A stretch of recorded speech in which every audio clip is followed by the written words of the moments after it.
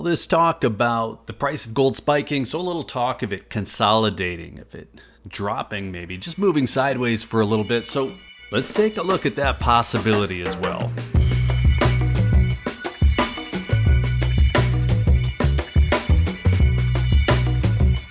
Gold is boring in the summer. I bet you didn't think I was going to say that. I get it.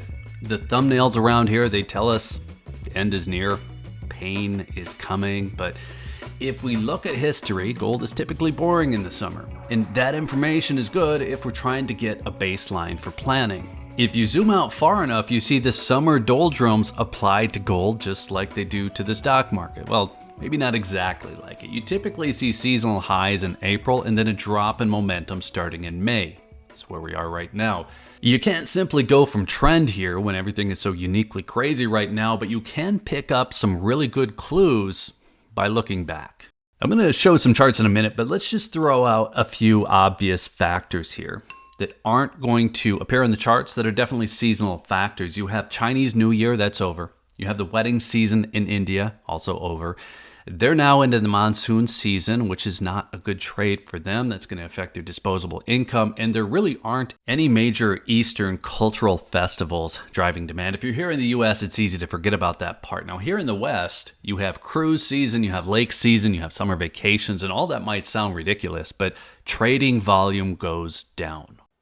Quick shout out to Summit Metals. If you're looking for gold and silver, they've got great prices. They've also got fast shipping and great people. SummitMetals.com.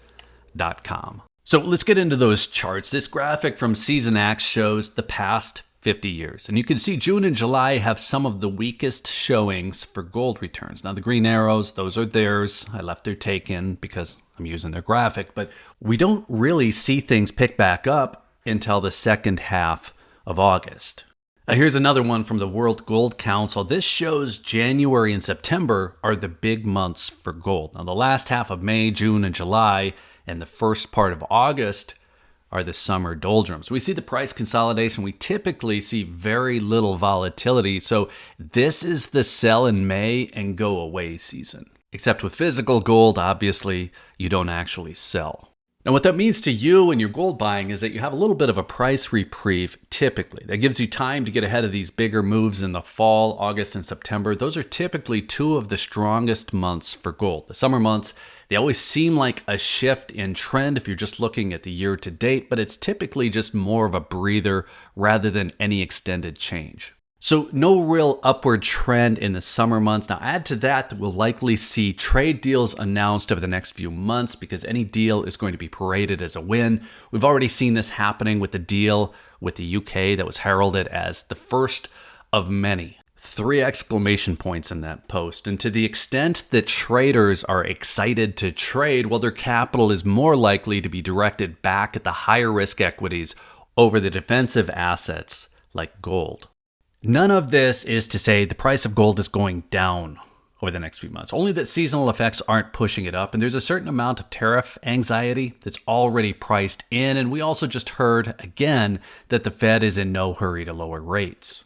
So the takeaway is not that gold price is going one way or another over the next 3 months or that you need to get your purchases made before it takes off in September. It's just to say that there are 3 factors lined up right now that work against further price gains for gold. So if we do see consolidation or sideways movement, it doesn't mean that the gold rally is over. Now, I think that'd be a really bad place to end this one because we still need to look at what might be coming to give context to the next 3 months and the possibility that those 3 months could be flat.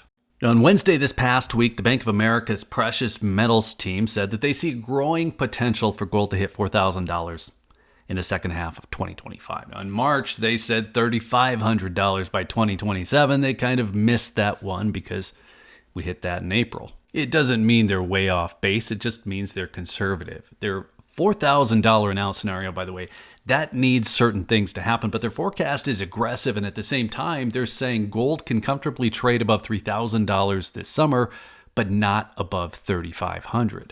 That's what I'm trying to get to. Maybe I feel like gold price could be flat for a few months. Who cares? I think the rally will kick off again in September again. Who cares? But if you layer in some similar thoughts from bank analysts with bigger teams and better words. Well, the idea that maybe we have a little bit of a breather on price before things take off again in the fall, that might actually be relevant to buying strategy. So let's call it good there. Let us know what you think. If you're looking forward to a little bit of a price consolidation for gold this summer, if you expect it, or if you think the trend really doesn't apply because everything is off the rails, let us know. And then while you're in the comments, be sure to hit that like button if you found any of this interesting. Be sure you're subscribed with notifications turned on if you want to hear more on the topic. And if you're still here, thanks again for watching. I always appreciate your time. Take care.